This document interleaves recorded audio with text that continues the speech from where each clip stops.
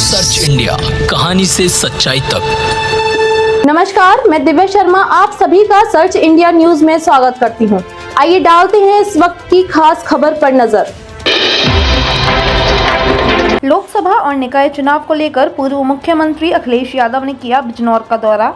बसपा और भाजपा पर साधा निशाना। समाजवादी पार्टी के राष्ट्रीय अध्यक्ष एवं पूर्व मुख्यमंत्री अखिलेश यादव ने लोकसभा और निकाय चुनाव को मद्देनजर रखते हुए जिला बिजनौर का सियासी दौरा किया, जिसमें मुख्यतः बिजनौर, नगीना, धामपुर, अफजलगढ़ में पहुंचकर उन्होंने कार्यकर्ताओं की बैठक लेते हुए प्रेस वार्ता भी की। बिजनौर के धामपुर पहुंचे पूर्व मुख्यमंत्री अखिलेश यादव ने कहा कि बहुजन समाज पार्टी भाजपा को हराना नहीं चाहती। उसका लक्ष्य है कि समाजवादी पार्टी हारे। डॉक्टर भीमराव अंबेडकर और काशीराम का जो रास्ता था उसे बसपा के लोग भूल गए हैं। अब जनता को सावधान रहना पड़ेगा। लोकतंत्र और संविधान बचाने के लिए इस बार चुनाव में सबको मतदान करना है। कार्यकर्ता सपा को मजबूत करें। पूर्व मुख्यमंत्री शुगर मिल कॉलोनी स्थित सपा नेता कपिल गुज्जर के घर भी पहुंचे और वहां पर कार्यकर्ताओं से करीब 15 मिनट की वार्ता की। और कई त्योहार ऐसे थे जिसमें वो नेताजी के साथ बैठते थे और जब कभी नेताजी उन्हें देखते थे तो अपने पास बुला लेते थे स्टेज पर बैठने।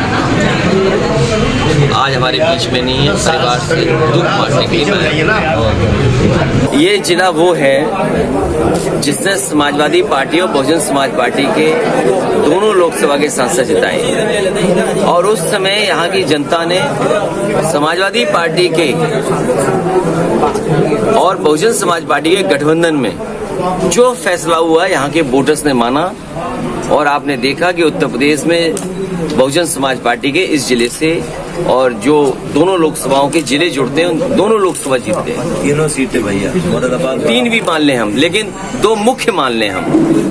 और जिस जिले में मैं गया था सीतापुर, जहां से बात मैंने कही, इसलिए कहा कि जो वहां के हमारी पार्टी के नेता और बहुत सारे समीक्षा के बाद ये बात निकल करके आई कि बहुजन समाज पार्टी बीजेपी को नहीं हराना चाहती है। बहुजन समाज पार्टी का लक्ष्य ये है कि समाजवादी पार्टी हारे और जो बाबा साहब भीमराव अम्बेडकर जी का रास्ता था, माननीय काशीराम जी का जो रास्ता था, वो रास्ता बहुजन समाज पार्टी के लोग भूल गए, उनके नेता लीडर्स। इसलिए वो बात मुझे कहनी पड़ी। और अगर आप समीक्षा करेंगे, आप तो पत्रकार साथी हैं, आपसे क्या छिपाए, अगर पूरा रिजल्ट उत्तर प्रदेश का उठा करके देख लो तो आपको खुद महसूस हो जाएगा कि ये बहुजन समाज पार्टी किस दल को जिताना चाहती है। लेकिन आकाश आनंद ने जो ट्वीट में ये कहा है कि चाचा ही खिलाफ लड़े, तानाशाही रवैये के खिलाफ आपके। ये लड़ाई किसी बहुजन समाज पार्टी से नहीं है, ये देश की लड़ाई है कि संविधान बचेगा, लोकतंत्र बचेगा कि नहीं बचेगा।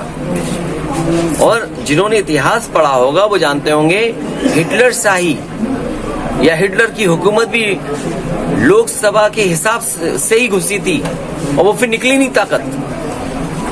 इसलिए कहीं न कहीं जनता को सावधान रहना पड़ेगा और लोकतंत्र और संविधान बचाने के लिए इस बार सबको मतदान करना पड़ेगा। गैर भाजपाई वोटों को लोकसभा चुनाव में बंटने से रोकने के लिए कोशिश होगी, समाजवादी पार्टी की कोशिश होगी कि जो गठबंधन में रहे हैं साथी, उन साथियों को लेके चले साथ। और आप खुद बताइए, क्या प्रशासन ने, बीजेपी ने जो रास्ता अपनाया था उससे समाजवादी पार्टी नहीं हारी? क्या नई मूल्य खड़े हमारे जीते हुए को हरा दिया? कितने वोट से हारे? 203 वोट। जो जीते हुए थे वो हार गए। और बाद में आपको पता हो कि ऑडियो वायरल हुआ था बीजेपी के किसी नेता का। क्या वो ऑडियो फर्जी था? क्या ये बात आप स्वीकार कर लेंगे कि वो ऑडियो फर्जी था? वो ऑडियो असली था और वो ऑडियो हम लोगों के पास भी है। जब कभी समाजवादी सरकार बनेगी उसकी फॉरेंसिक बाकायदा जांच होकर के ये पता किया जाएगा कि जो प्रशासन के लोग थे उनका कितना हस्तक्षेप था। आपकी पार्टी के बड़े नेता हैं स्वामी प्रसाद मौर्य, उन्होंने बुलडोजर का समर्थन किया है, क्या मानते हैं आप? देखिए, बुलडोजर का समर्थन किस रूप में किया है? अभी मुझे जानकारी मिली और अखबार की खबर से कि 20,000 से ज्यादा बिल्डिंगें भारतीय जनता पार्टी की बनारस में इलीगल है। अब उन पे बुलडोजर कब चलेगा भाई? अगर 20,000 बिल्डिंगें इलीगल हैं तो अगर हमारी बिल्डिंग इलीगल है तो आप बुलडोजर चला रहे हैं।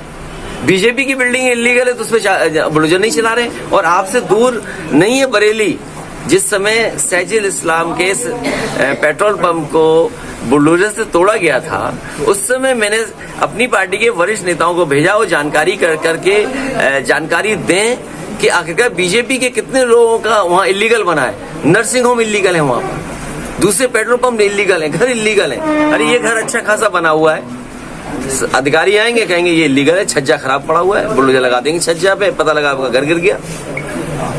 मौलाना तौकीर रजा ने जो अपना बयान दिया उस पर क्या कहना है? एक देखिए, तो मुख्य सवाल क्या है, बीजेपी ये कहती है कि 4.2% बेरोजगारी दर है। इसका मतलब क्या मानूं मैं? क्या मैं ये मानूं 100 में से केवल 4 बेरोजगार हैं? 100 में 4 बेरोजगार। आप यहाँ आसपास चले जाओ, किसी को नौकरी और रोजगार मिलाओ तो बता दें। जिन्होंने ये कहा हो कि होली पर, दिवाली पर सिलेंडर मुफ्त दिए जाएंगे, एक होली निकल गई, एक दिवाली निकल गई, फिर होली निकल गई, दिवाली आने वाली है, क्या ये दिवाली पे 4 सिलेंडर देंगे? डीजल पेट्रोल देख लीजिए आप, जो उद्योगपति नंबर 2 पे थे आज किस नंबर पे है? LIC का डूबा पैसा, SBI का डूबा पैसा, ये बड़े मुद्दे हैं। बिहार में इस तरह ईडी की CBI कार्रवाई चल रही है। देखिए, ED, CBI और इनकम टैक्स सरकार अपनी कमियों को छिपाने के लिए, अपने भ्रष्टाचार को छिपाने के लिए, अपने घपलों को छिपाने के लिए विपक्ष पर और पत्रकार साथियों का साथ लेकर के कि कैसे उनके अपने मुद्दे दब जाएं। अभी हाल ही में एक बहुत बड़ा पत्रकार नहीं था, एक सामान्य पत्रकार ने केवल ये पूछ लिया विकास और योजनाओं को लेकर के जो वादे किए थे पूरे किए कि नहीं किए, उस पत्रकार को पता लगा, जेल भेज दिया। अच्छा, मौलाना तौकीर रजा ने जो खालिस्तान समर्थन की बात की है कि उनका होना चाहिए, क्या इस बहस में मत जाइए। मैंने आपसे कहा हमारा आपका सवाल ये है कि चरम सीमा पर महंगाई है, वो कम होगी कि नहीं होगी?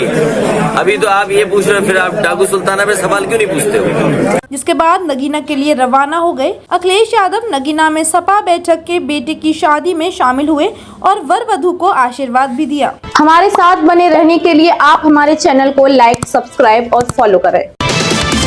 सर्च इंडिया, कहानी से सच्चाई तक।